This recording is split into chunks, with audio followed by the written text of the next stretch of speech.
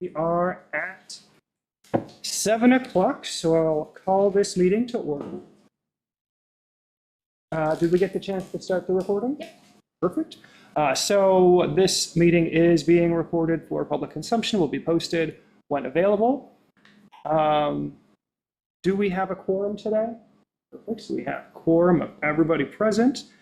And on to public comment. Any public for comment today? Seeing no public for comment. Speak up. On to the October meeting minutes. Did everyone have a chance to review the October meeting minutes? Any questions, adjustments? Anything you guys saw on there? Would anyone like to make a motion to approve the minutes? First, we have a motion to approve. Do we have a second? And we have a second. Any further discussion? All right, all in favor of approving the minutes, say aye. Aye. Wonderful, minutes have passed. On to the income statement here, or rather the financial report, my apologies. So I just want to make everybody aware of a few things as we're looking at this and also for next year. We are looking at budgeting as a whole for the borough into a deficit again for next year. So at this point, we are still having some increases to our rec events and our programmings. Hello. As far as those costs go. But going forward, especially next year, I think we need to take a look at the programming that we offer. If we see that there are some events that maybe we can start to curtail, maybe there are going to be some events that we might have to no longer put on, but also be aware that some of the events going forward might not have the same increases for their individual event budgets as we've had before. So we might not be able to get as much stuff purchased from the borough side of things.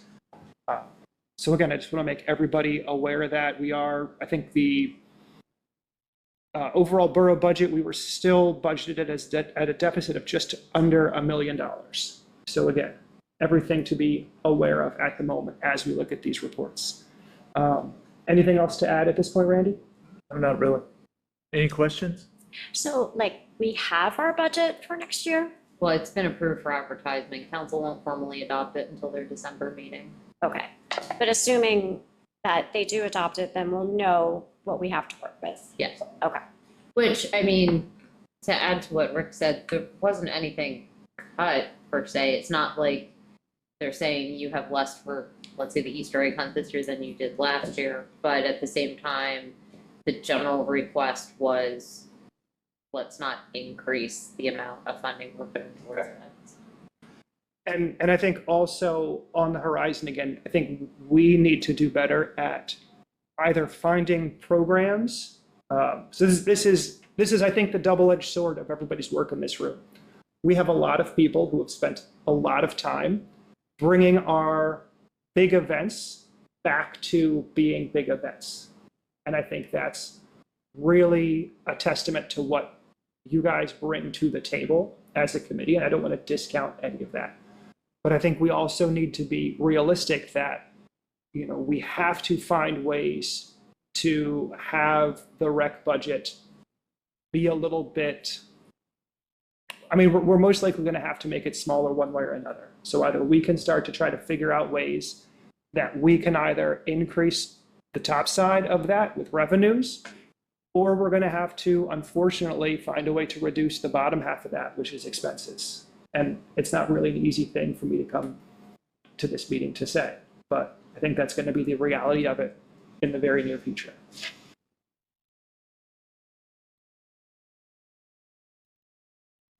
With that, with the items we're advertising, with the fee schedule, just as an example, the fee schedule that's going to go out for advertising does have increases past all of the recommended increases that we put out there. So when it got up to the finance committee, finance determined that our rates on these things were still too low despite our recommendations. So even though we feel that we know who's using these facilities and what payments that they're making or comfortable making. Finance decided to adopt it with some higher fee rates. So that's just an example of how, I think we need to be mindful going forward around those sorts of things.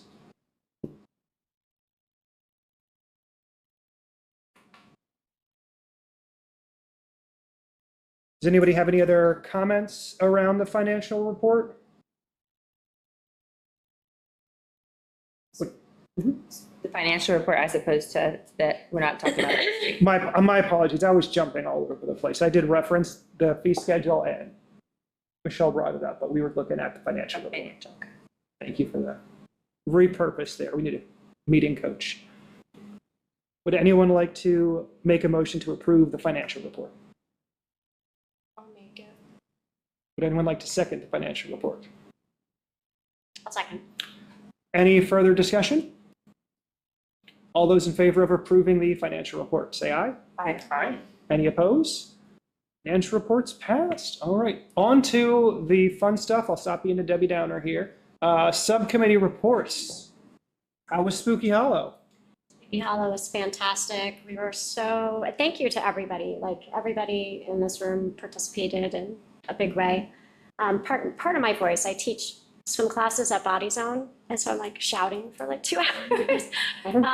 Anyway, we had fantastic turnout. The group was spread out really well throughout. I think the haunted house, oh my goodness, like Randy and oh my gosh, Liz, that was a real hard push, and it came together and it was beautiful and fantastic. You guys did great, like smashed it out of the park, really. We did have some could be betters, of course, but overall we're really pleased, and again, thank you for participation. Yeah. Did we have, do we know how many people attended that? Did we have a rough count? Rough count would be 3,000 to 4,000 people. That's awesome. By Great. far, at least the second busiest event. 4th of July is completely different, but between it and Lighting of the Greens, there were a lot of people. It's really And like Sally referenced, one of the big things about the pluses this year was how spread out everything was, and that never felt overcrowded. Right. In the first year especially, and even to a certain degree last year, there was a claustrophobic feel to it. And this year, there were lines, don't get me wrong. The haunted house had a line, the pumpkin ring toss had a line, the balloon lady had a line. There were lines, but we had queues set up, and how everybody was spread out. You never had that same feeling.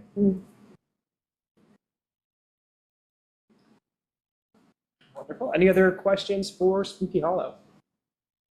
Thank you again, Sally. Moving on, Student Advisory Committee, do you have an update on behalf of Liz? I do. It's not much, but unfortunately Liz couldn't be here. We did not have a committee meeting. The committee continues to disintegrate. We've asked for help with Lighting of the Greens. I sent 3 or 4 emails to the group asking for their help. 3 people replied and said they would. One person who is on the committee signed up on the Sign Up Genius and said she would help, and then emailed me today and said, oops, sorry, I didn't respond to any of your emails. So like I said in the last meeting, I see why it doesn't work. In theory, it's a great project. Liz and I talked about regrouping the first of the year after the holidays and seeing if there's a different way to go about recruiting and getting people to be part of it, but I don't really have an update right now. Well, we appreciate the work. Again, we knew it was something obviously getting off the ground. We've had a few attempts at getting it going, and I guess there's a reason it hasn't fully taken off yet, but we appreciate the effort staying after it. Summer Playground Program. Kristen, what update do you have for us?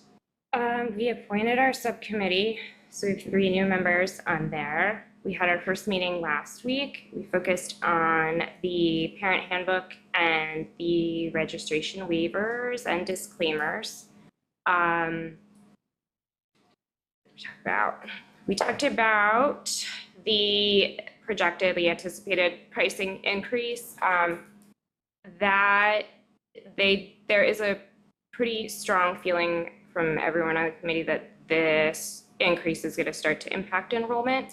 They did ask, I'll mention it here, that they would prefer to work with a smaller budget in an effort to avoid increases, but they also they didn't want to voluntarily decrease the budget without being kind of guaranteed that they would not have to increase the fees. So that's kind of what we went around with, essentially that it's a service, it's still a rec program and a service, and at some point it becomes a service that's not going to be, manageable for all of the residents, and they want to try to keep it that way. So that was the concern there. We talked about the kindergarten age verification. That is still a really hot topic, unfortunately. There were some kids last year from feedback from the facilitator and the director that were either too young or told staff that they had not completed kindergarten. But we did not have anything set up. I mean, we did do we had parents all sign off indicating that their kids were compliant, but they feel that that wasn't the case. And they really feel, everyone on the committee really feels that there needs to be some sort of check and balance system in place. They felt that verifying grade would be more impactful than verifying age. So if we had to pick between birth certificate, proof of kindergarten, they would hedge towards the kindergarten documentation. They're concerned that, I guess Aaron and Nikki fielded quite a number of complaints from parents questioning the legitimacy of people who are participating, and it was time consuming. So they are concerned also that there will be an uptick in enrollments this coming year. So they're going to keep an eye now. They can see the registrants, so they're going to keep an eye on that. And if there's anyone signing up that they know isn't within those parameters, they'll say something. But we were aware of them last year too. So I think there's no real good way to handle it. If we let them sign up and then require the documentation on the back end, the refund and all that whole process is really time consuming for Randy, but there's no real way to prove it and then have them register, short of doing an in-person registration, which is also very time consuming. I did Google really aggressively, and I sent you, I don't know if you saw the minutes from the meeting, I sent you a link. It does look like there might be a way to create a program that would require an upload, that we could just ask them to upload it, but I don't know how feasible that is without having access to that side of it. So we talked a lot about that, but where we left it was that they'll just keep an eye on it. So that's Aaron and Nikki saying that they'll monitor the registrants. So outside of them knowing the person, are we requiring any age or kindergarten verification at this time? Right now, the waiver and the disclaimer that Randy is going to add to my rec, it essentially just says, I understand that the policy is this and that my child is of the proper age and education. And So I mean, if it helps, I went back to my notes from when I talked to Amanda at the Northeast Office of DHS. I mean, she said even that we're having parents sign an attestation form is above and beyond what anybody else is doing. She's like, this is overkill. If your parents are signing off on it, you assume no liability. Yeah, well, see, and that's why we're covered liability wise. I didn't realize, and I don't know if you can quantify, it seemed to me that Aaron and Nikki got they had to field quite a number of conversations and things like that. But there's a couple of things. When I asked them point blank how many kids they felt were underage, they told me it was 6. So we're not talking, double digit numbers here. We're talking, they thought there were 6. I knew of 2, and they felt there were probably 4 other ones, but they didn't know for certain. With my rec, there's disclaimers and custom forms. When you go through and you register, a disclaimer won't let you move forward till you agree, acknowledge, and say, I do. Basically saying, hey, my kid's old enough, he went to kindergarten, she went to kindergarten, I acknowledge that. If you don't acknowledge it, you can't move forward. Now, they can lie, and like I said in the meeting, liars lie, cheaters cheat. Whether you upload a fake document, whether you do a fake birth certificate, you say your kid went to Yoakum and they didn't, cheaters cheat. And that's going to happen. Nikki and Aaron are both very active in the community. They know a lot of people. And all their kids play sports, they know everybody, and they felt that they got a lot of pushback of, I can't believe you're letting Susie in the program. You know she's not old enough. And when I asked them afterwards, because we kind of reconvened later, I said, well, how many people are you talking about? When you said a lot, and that can be, and they said, well, a few people told us, and, we just know a lot of people, so it seemed like there was more pushback. So I said, okay, that's going to happen no matter what, that people are going to talk to you because you're popular and you know everybody. So we can't really put a number on how many people that was. I talked to West Reading. I talked to their rec director about how they register their kids. They literally walk up to a window with a piece of paper and say, hey, Susie's registered now, here's my check, and they hand it over and they walk out. So Michelle's right. We do so much more than anybody else does. Keep in mind, cheaters cheat. And even if we put in safeguards, a cheater is going to figure out a way to get around it if they want to. Again, the number was 6. Out If of that. how many tot-lot kids were there? Probably about 32, I think was the total Okay, number. so it's a pretty good percentage though, it's 20%. But you don't know it was 6. It was 2 for sure. That's discretionary, and I don't know. I feel like really at the heart of the matter is two things, right? I think primarily we want to make sure that we're only allowing people who are capable of registering to register.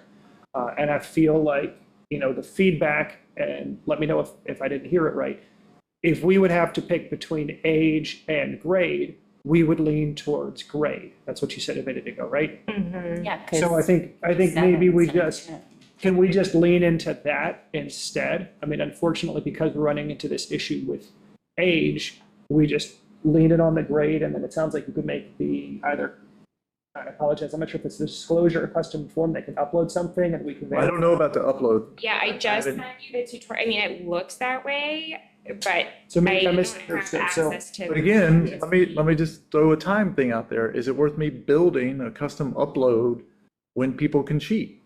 And if 6 people cheat, I think the chance of somebody cheating and falsifying documentation is. well, everybody signed that form. Yeah, but that's just a signature on a form. I think creating something and submitting it is taking it a step further. I think it would minimize it at least. Do they feel like it from, do they also, so they got a lot of questions about it. Do they also feel like it detracted from the quality of what they could do with those kids because they were too young to handle the environment? Yeah, so two-pronged. They said they felt it feels contradictory to be making all of these, we talked about some of the verbiage and things in the handbook and sign in, sign out, that kind of thing. They said it feels, I don't know what word was that they used, but they said it allowing the registration like we are feels out of alignment with all of the other safety measures that we're putting in place. They said it feels like we're just kind of softballing it. They did say, and that seemed more age than grade related. The younger ones, they said they're no longer staffed or prepared for younger children like they were. And they said the ones that are a little clingier or would cry and things like that, they did say that impacted their staff. So trying to be mindful of the topic. So it sounds like we want to transition to grade verification compared to age verification. It sounds like a good first level solution is adjusting that through the existing disclosure framework through MyRec. If we can. You mean with the upload or with No, just adding without- that? Oh, yeah, without the just adding upload, the so- checkbox, yeah. From, again, the feedback from what Michelle said is we're already doing potentially more than where other places are. And that's a benchmark, but obviously not our only measure of how we want to do things. So would it be a reasonable place to transition to the grade requirements in conjunction with the disclosure for this coming year, and then allow the ability for staff to look at the upload and possibly put that as something to roll out for the 27 year? Is that something you feel is realistic? I would give it a go. I mean, I'd see what it's entailed. Like if it's something you can build and then you can use it, like, I don't know how the system works, but if you can build it 1 year and then you can just use it each year, I think it'd be worth taking a look at it. Cause if that was a big issue for the program last year, and Wyomissing's small and people talk and, if you do know a kid that got in and wasn't in kindergarten, like you personally know that kid, like that's gonna spread, like, hey, you just have to sign off and you can get your kid in, like, Yeah. that will kind of go around. I mean, I know it would be more than other boroughs are doing, and I don't feel like we should have to, but I think it's such a hot topic that if we can reasonably require that, it would be beneficial. Okay. Especially given their level of concern that they expressed that there will be more enrollments this year. But I mean, they were talking about like wanting to call schools and verify and like offered to do that. And I think that is far too time consuming. I don't think it would be feasible anyway. They're not going to release that information. But And do you guys have a next subcommittee meeting set up? January. And Randy, remind me, when do we normally try to roll live? with January this? 15th. So, and the next meeting is, for your subcommittee is, I think it's the 22nd. It's a Wednesday. Does that sound right, Randy? Yeah. so I'm just making sure I kind of understand where we are. This is one of those projects I know I feel like we've kind of been behind the 8 ball for the past year and a half with Playground. So I really want to make sure we get some clear ideas going forward. If we roll live on January 15th with registration, and the Playground subcommittee doesn't meet again until the 22nd, I don't know if we have the ability to evaluate if the upload is going to be feasible for this year's registration unless we decide to roll back registration, which is something that we have pressed to make earlier so we can open it up for people Yeah. to register sooner. So I feel like We want to open it. pushing registration is also an option if we feel it's reasonable, but I don't think it's a very good option. The way that we left it was that they were going to keep an eye on the enrollments and go from there. I think my concern is that when they do find someone that they feel shouldn't be participating, like we don't really have next steps established. So I don't really know what we would do short of what they did last year, which was saying like, Well, being the fact that It is what we're it is. saying that last year it was possibly between 2 and 6, and we're saying that that's not a big number, even though we're saying it's time consuming to kick somebody out of the program, I think at this point, we leave it up to the facilitator and the director. and if they feel they need To- to see documentation, they can ask. Well, no, if they register and I don't know if we want to leave it discretionary, because then it opens the whole different can of worms, discretionary or not. Yeah, but If we know there are people that register, so we're going to have at minimum the disclosure you mentioned before, right? it's like There's three four dis- different places, yeah, that he's got. So there's at minimum the disclosure. Very, It's going to reference that it's for grade. And then if Aaron and Nikki somehow know that the person has not yet been in that grade, yeah, then they are going to develop next steps. So I would say put that on your agenda for the 22nd meeting. What are the next steps? And unfortunately, that just might be the new time-consuming part. So we're either time-consuming kicking people out of the program or time-consuming preventing people from getting into the program. So we're going to have time-consuming on one side or the other. yeah. I mean, we did the waiver. Essentially what the waiver is the form that we had all the parents sign off on. Okay. And then we just, But now we're going to be collecting, so the But- solution that we had for last year is the solution we have going forward, No, we're talking unless, about getting a, not the waiver? Okay. I'm confused then, I'm sorry. I'll stop I talking. mean, it's still, They signed the unless we waiver can after figure out, registration. yeah, unless we can It wasn't figure out an upload when it became an issue that was coming up consistently last year, we had parents sign a form that is equivalent to the check. Now, they're gonna be signing it prior to registering, but these kids were already registered when they sign it, so I don't know.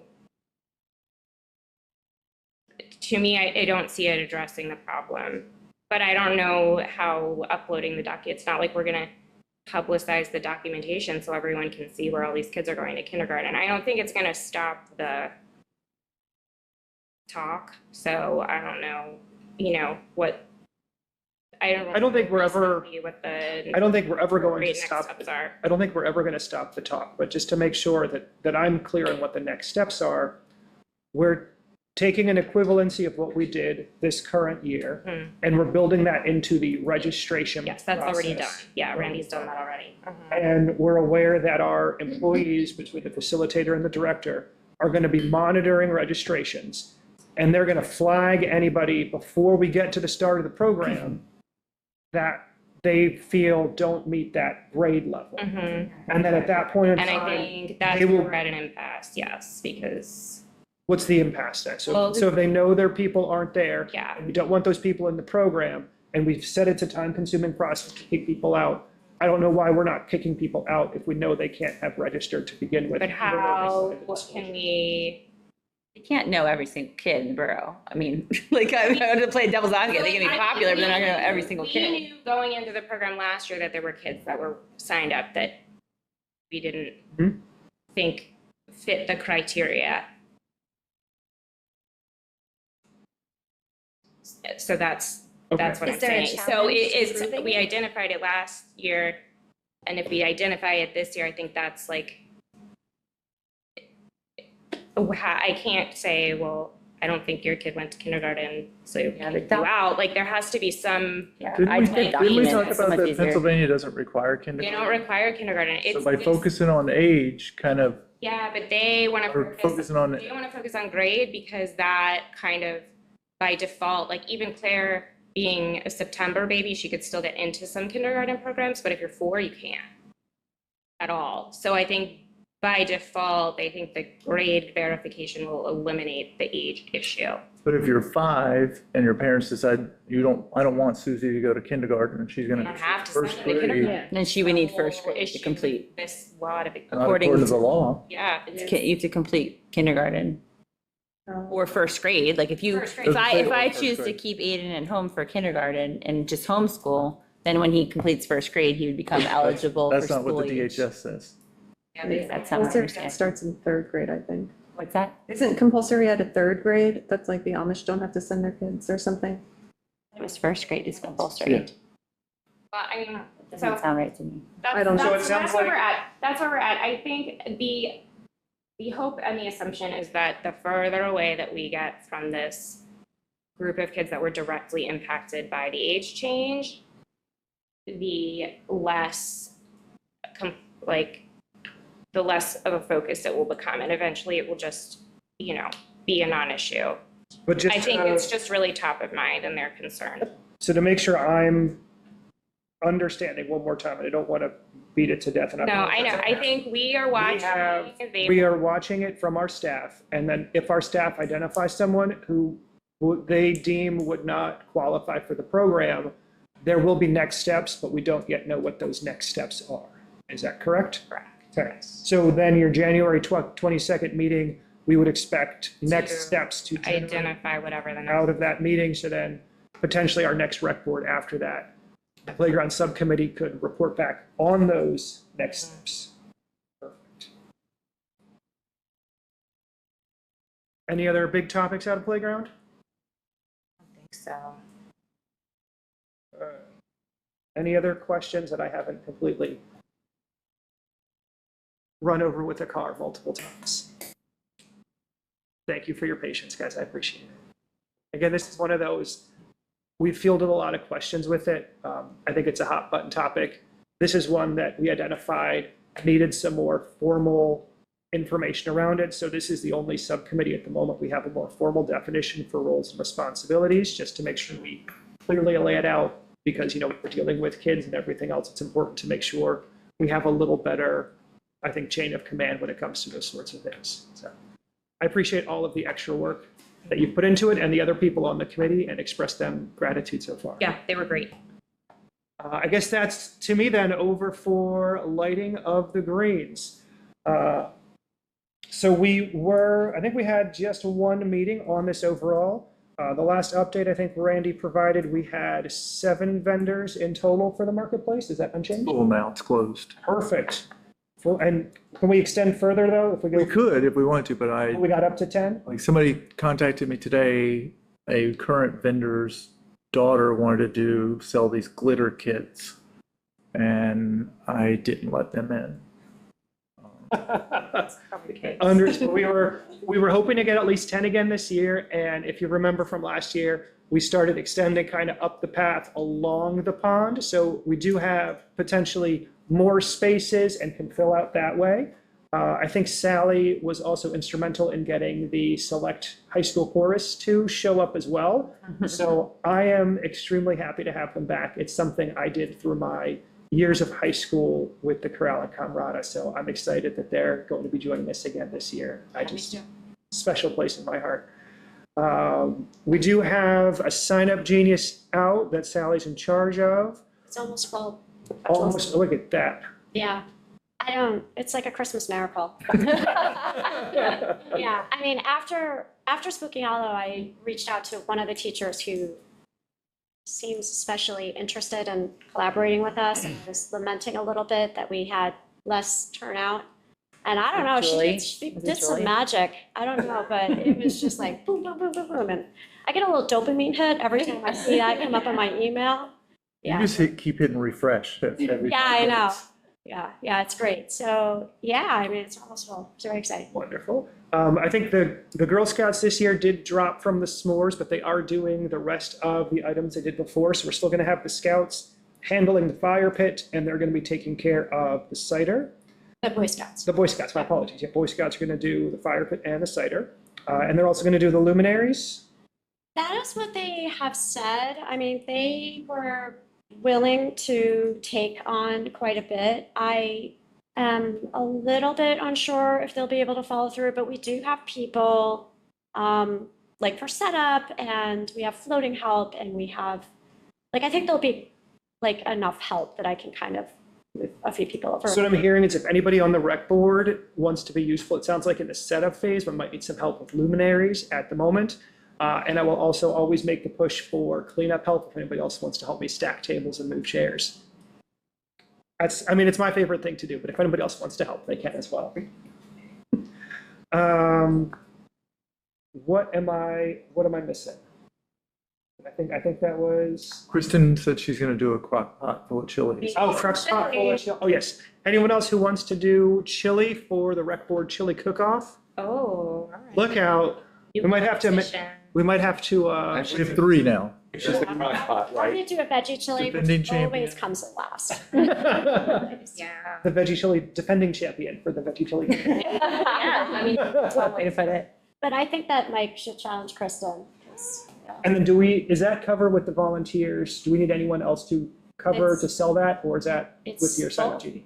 It's Yeah. full. We Wonderful. have 2 volunteers for the first shift and 2 volunteers for the second, but we will need like a cash box and change.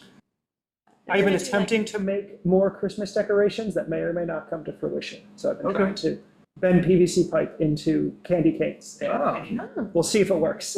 Maybe 2, maybe none. We'll end up with their decorations in my house.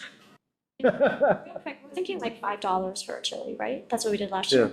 I think that nobody, Yeah. We ran out of it. I think we ran out pretty early. well, not mine. Not yours. I think this is one of those. This is your year, Sally. I know. This is one of those times if we run out early, you're just going to have to, we're going to have to make it a scarcity mindset, and people are going to have to show up early if they want rec board chili. Yeah, And that's just, something we'll have to advertise going forward. Don't miss out on the rec board chili. Anybody have any other questions for lighting of the greens? Okay, speeding right along. Rec director report. Randy, what did we miss? Covered almost everything. You guys saw this in the packet that got sent to you. If you have any questions about the revenue or the expenses. The events, we closed out fall with the Fall Walk Series. The last one was the worst weather, but it was probably the most beautiful. Jana from council came and attended, her and her husband. That was nice. They were one of the 7 people total. We did have one guy who went to all 3 of them, which was really neat. Mark Potts, he takes a ton of pictures in the parklands. But it was probably the most beautiful because the leaves were changing and it actually hailed on us while we were walking, along with the rain. But those who dressed appropriately, not myself, were in good shape. So, but I've left the signs up because I had several requests asking to do it. By now, they're probably in Shillington or maybe Harrisburg by now because the winds were so atrocious. Tomorrow, I'm going to go out and see how many I can find. For Halloween specific, the Pumpkin People was a tremendous event at no cost. I take that back. I did buy yard signs for the people at $9 a piece. So it was probably about $100 worth of yard signs. The library won with the most votes. There were over 800 votes cast, which was really impressive. And the pool committee, you guys did unbelievable. I can't remember if you were 4th or 5th, but you were up there toward the top. So the pool was very well received. It's a great event. I've already had people say, hey, please do that again. The comments on social media were very supportive. The house decorating contest, if you guys didn't go to Squire Court, I mean, that's a event. They were on the news. They get covered by everybody. They didn't buy their votes, but they did help with contributions and work at Spooky Hollow. But their yard was unbelievable. The lines that were generated, they definitely take Halloween to a different level. Sally told you about the carnival itself. Again, just overwhelming success. Upcoming is the holiday walks and fun runs. The first one being December 3rd. They're on Wednesdays, consecutive Wednesdays starting on the 3rd. The first one is in Berkshire Heights with the ugly sweater. Second one on the 10th, holiday onesies in the hills, and the last one being at the high school with holiday PJs. Fleet Feet of West Reading is coming back in to kind of spearhead the project for us, and I'll have prizes for the people who dress the best. So, We need volunteers for that. not really. Okay. You can go. Sally, I'm planning to be there for Randy if he needs help, so if you want to come and participate this year, by all Okay. means, thank you so much for all of your help. in Oh, prior yeah. years. I am going to reach out to the Hills Social Committee. Last year they had hot cider or warm cider for people who finished. Today a lady emailed me and asked if she could serve hot cocoa in the Stone House after the 17th, the run on the Oh, that's a 17th. great idea. But I remind her that it ends at the high school, it doesn't end there. And then she said, oh, let me think about that then. I don't know if she wants to stand outside. I'll have to invite her to a skating Friday to see what she'd like to do with that. Yeah. You just have to make sure, remember we had that little hiccup last year where people thought that they were supposed to go to the Stonehouse for the Yeah, last one? yeah. I'll just make sure it gets publicized better. Facilities, the rugby and the kickball league have finished, but I did sign a new deal. It's on a week-by-week basis with Buddha, the Berks Ultimate Disc Association. Great group of people. They're paying $50 an hour to use the quarry fields. So far, they've used it the last 2 Wednesdays, so we've generated $200 in revenue off of that.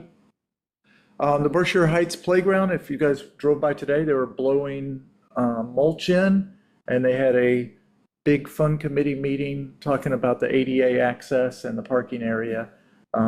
Greg is projecting that'll be done within the next couple of weeks. The vending policy, I included it in the packet with you. That is changed with the revisions from the solicitor, and the fee is now part of the fee schedule that has been advertised. The rec guide is in progress. Writing that, it was a little difficult. I hit some snags waiting for pricing to finalize, waiting to see if events got cut. So now I can move forward with that. Any questions? Okay.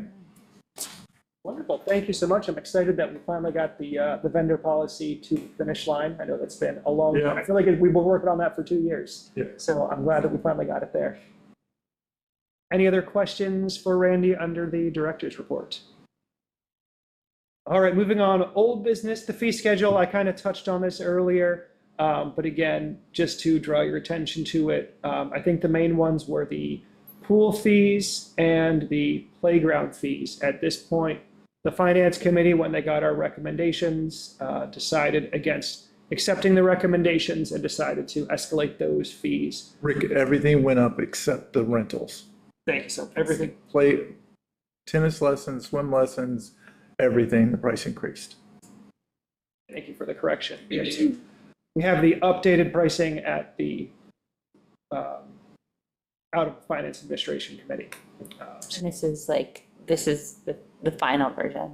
So it's going out for advertisement, so it is not yet final.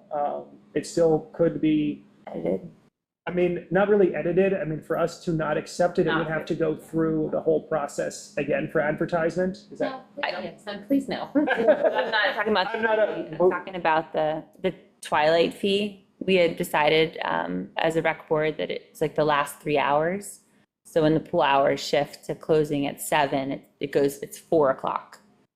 So the daily twilight fee after 5 is a little misleading. It's the last 3 hours of whenever the pool is open. It doesn't affect the money. If you want to change it, I'm just letting you know. I don't remember that conversation. It's in the rec guide. It's the last 3 hours. We talked about it. I mean, I could go back and find the minutes for it, but Okay, if you do, actually, let me know. she probably could have found it. But I'll check, but I think. yeah, that's it was what a while said. ago. We talked about it. It could have been 2 years ago. Well, Randy, if you can just confirm that the rec guide matches the fee schedule, if we still have time to correct that before it goes to the printers, because I don't think we can adjust the fee schedule any longer. I think it'd be easier to adjust the rec guide, and unfortunately, people coming in for Twilight only might just lose an hour towards the end. I mean, that was in the rec guide last year. I Yeah. think you said it says after 5. In the rec guide? Yeah. That's what I It's thought. supposed to be it's supposed to be the last 3 hours. I know because I brought it up. I said it doesn't make sense that you're charging the same amount for 2 hours versus 3 hours. So, I mean, I was the one that brought it up like 2 years ago, and it was approved by the board for change. So I don't know why it's still that language. Well, at this point, unfortunately, that's the language that's there at the moment. It was in the language before, so we will, Randy, if you I can can check. check the 24 fee meetings, that would have been October, November meetings in 24 to verify if there should have been updated to that language. Don't have a better answer for you right now, but we will look into it, and if that's what we Things like that approved bother me. previously, Just things like that. great catch, as always. Thank you for making sure we stay on top of that stuff. Any other items or issues on the fee schedule from anybody? Okay, and then I guess just new business is field usage, fees, and contracts. Yeah, Rick, if you don't mind, I'll kind of start this discussion.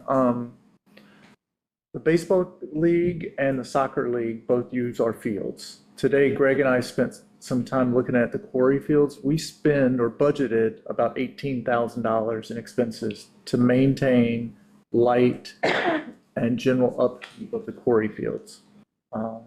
$18,000. So the soccer club doesn't pay us anything. Their lease, which expires, is they get free usage. They don't pay a percentage of their concession sales. They don't pay a usage fee. They just get to use it, and we pay to upkeep it. Now, they spend a lot of money on grass seeds. They do additional cuttings. They take care of the fields from a soccer perspective, but we spend $18,000. So the baseball field, the same way. Those guys use it for a lot less time. But again, we didn't dive into that. We ran out of time on how much money we budget for the baseball fields. But the question is, should we rewrite their leases to include some type of fee? Today, I reached out to Judy at Spring Township because I heard a rumor from Rick that Wilson Soccer pays to use their fields. So I asked Judy for a copy of their lease agreement and what those fees are, at least get an idea. Tomorrow, I'm meeting with Kristen to start approaching this topic. Until their lease is written, writing a lease takes a few months. It's not something I can have done by the end of the year. And so what we're going to do as part of the discussion tomorrow is we'll go month to month. Now, they won't really start anything till April. So we have time, but the idea is that we'll have a written agreement month to month. So. And is that with both organizations separately? Yeah. So we're going to go. I haven't met with Josh yet. I had to set something up with him with baseball, but the soccer Yeah, I was, soccer is going to get started right away. I was surprised that soccer doesn't pay, because the fees are pretty high for soccer. Like you pay $90 for your 3-year-old or 4-year-old or 5-year-old for a 6-week session for 6 hours. So that's a lot. I mean, $90 is a pretty high fee. So to not actually have any of that go towards the field, I'm not sure what, like, that's a lot per kid, because there's tons of kids.